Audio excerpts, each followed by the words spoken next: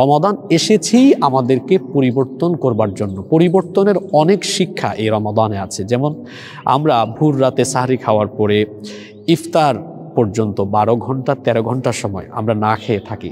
তারপরে ইফতারের 20 minute 30 minute আগে ইফতারি সামনে নিয়ে যখন আমরা বসি, আমরা কিন্তু ইফতার খাই না, ইফতার গ্রহণ করি না, আমরা অপেক্ষা করি কখন আজান হবে। এই যে খাবার দাবার আমাদের সামনে সাজানো আছে, খেজুর, শরবত, পানি, ছোলা, পেঁয়াজু, বেগুনি, তারপর নানা ধরনের মিষ্টান্ন, অনেক ধরনের ইফতারির আইটেম আমাদের সামনে আছে। এগুলো সবই কিন্তু হালাল, কিন্তু আমরা খাই না কেন?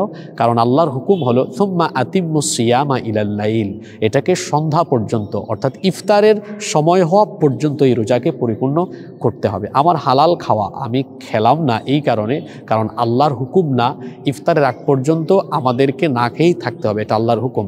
যেভাবে হালাল খাওয়া আমি গ্রহণ করলাম না, আল্লাহর হুকুম, আল্লাহ আদেশ দিয়েছেন ইফতারের আগ পর্যন্ত আমি এটা খেতে পারবো না, ঠিক একইভাবে আল্লাহর আদেশ নিষেধ রমাদানের বাহিরে আমাদের জীবনের প্রতিটি সেক্টরে মেনে চলা, এটা আমাদের দায়িত্ব, এটা আমাদের কর্তব্য।